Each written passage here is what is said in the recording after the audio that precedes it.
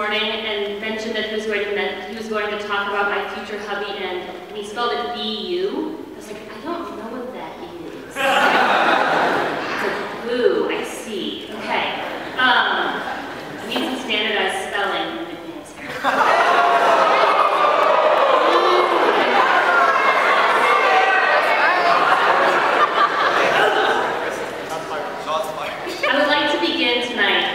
Thanking the class of 2014 for giving me the great honor of addressing you at your baccalaureate. As a class, you are in so many ways exceptional. You are kind, you are brave, you are strong. You are also particularly exceptional to me because you are the last class that I have the pleasure of teaching at Fremont High School. For this reason, the opportunity to speak before you tonight is especially poignant for me. We are leaving Fremont together, you and I, each graduating in our own right. This commonality creates a sense of kinship, camaraderie. We stand together, a road to the unknown stretching before us. It's freaking terrifying.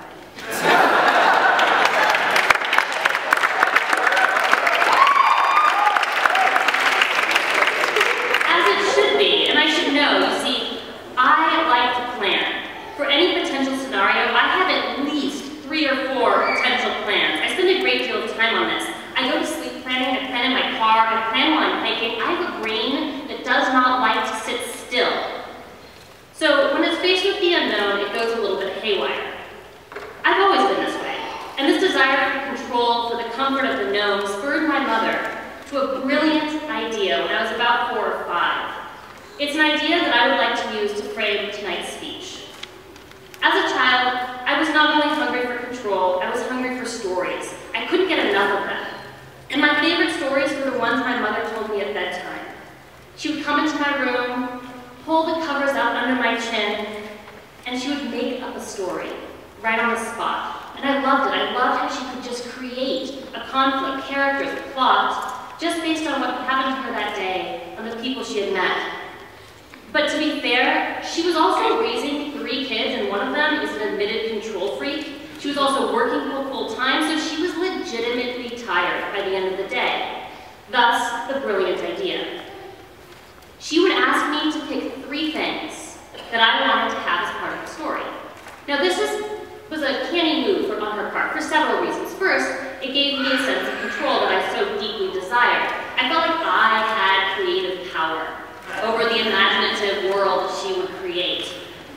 But second, as I'm sure you know from fairy tales, 3 is a magical number. It's the number of talking bears, the number of wishes, the number of blind mice. 3 is the number of imagination. And I say this because as a child, there were only 2 things that I wanted from every story. One was a princess, preferably named Maya, and 2 was a pink unicorn. But I always needed a 3rd thing. And it was the 3rd thing that was always unexpected. It was always a mystery, unexplained. Sometimes it was something totally mundane that I had encountered earlier that day. My blue toothbrush, a stick of mint gum, my cat, who I had whimsically named Miffy. Sometimes it was something surreal, a kind of bizarre thing that only an imaginative child can come up with. A monster made entirely out of pennies, a flying washing machine, a book with words but no pages. It was this 3rd thing that always made the story interesting. The princess and the unicorn would fade into the background, and it was the unplanned and the unexplained that took the leading role. I recall this story for you here today because I've been thinking a lot about plans, about how we choose our paths through life with care and thought, balancing our deepest desires against what we think is reasonable. We pick out our princesses and our unicorns, and we forget the monsters made out of pennies, the flying washing machines. We fool ourselves into thinking that we have control. We are fools. And in some ways, I am the biggest fool among us, because I have never learned my lesson. I have never learned how not to plan. When I was a senior in high school, sitting much where you are today, I had my future laid out like a map. With key landmarks highlighted and annotated, I was set. I knew my destination.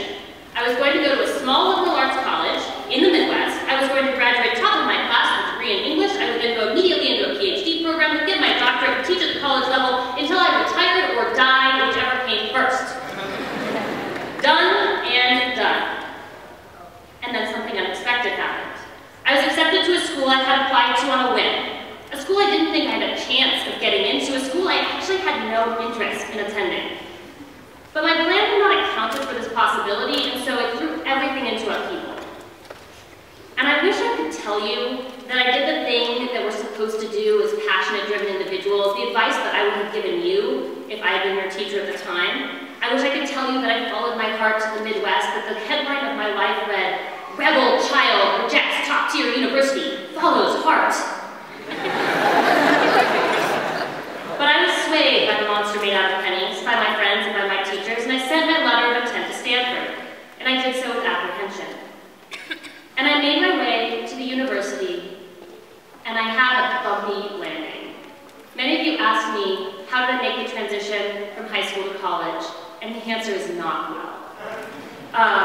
In fact, I won't lie, when my mother drove me to my dorm the first time, we pulled up in the parking lot, I took one look at it and I said, okay, this is nice. I've made a huge mistake. Take me home. And I felt like that my entire first year of college. I felt like I had started down the wrong path. Like I was walking in someone else's shoes 2 sizes too big, giving me blisters. But eventually, I adapted, as you would have too. I made a new plan. Stanford had been a detour, I admit, but I would still get into a PhD program, become a professor, etc., retirement, death, done and done. And then something unexpected happened. During my junior year, I decided to take a master's seminar.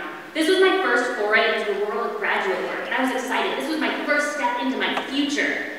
But the class was not what I expected. It was steeped in theory, which wouldn't have been so bad, except the fact that the students seemed to be in this competition whose rules I didn't understand, that winning meant using the most obscure words to define the most basic things. And I was not very good at this game. I wasn't prepared for it. And I realized that I would not continue down this path. I would not be getting my PhD in English. And it wasn't because I couldn't, it was because I no longer wanted to. Mr. Lynn said that I got my master's in English literature. Actually, I was so turned off from English at this point that I got my master's in teaching. That was the last English class I took at Stanford. Because I love English for the same reason I loved my mother's stories. Because for me, English is about stories. It's about the connections we form with one another. It's about learning how to live well in the world. The reason I love English is that when I was in high school, it was books that helped me learn who I am. It was literature that helped me see the reflection of myself and others more clearly.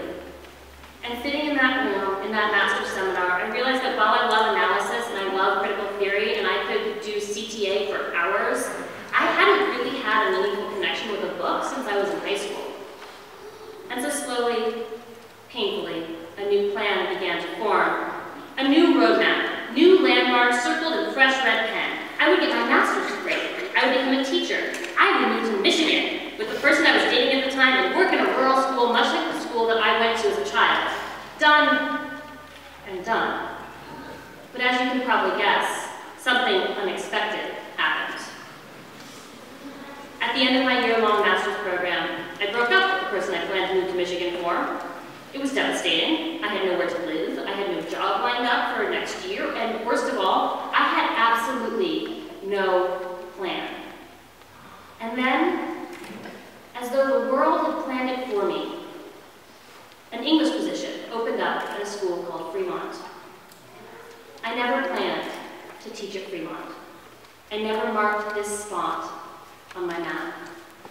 But as I reflect on my 6 years here, and as I look back over my foolhardy plans, my futile attempts to shape the world to my will, I can't help but be grateful that the world had other ideas. You see, if I had gone to the Midwest instead of going to Stanford, I would never have realized that I love teaching.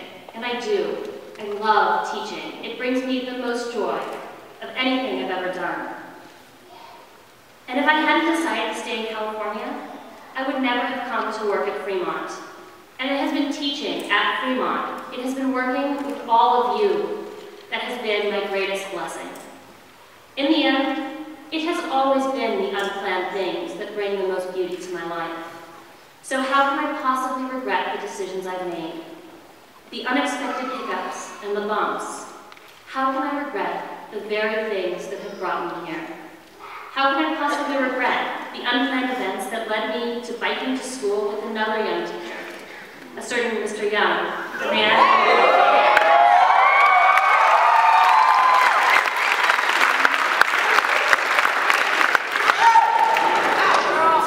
How can I possibly regret getting the chance to work with these people? You know who you are. The people who have taught me how to be a better teacher, and most importantly, how to be a better person. How can I possibly regret getting to know all of you?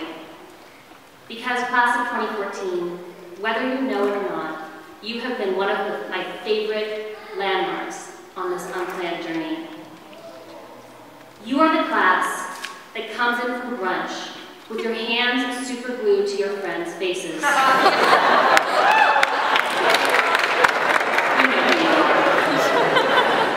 You are the quiet and calm.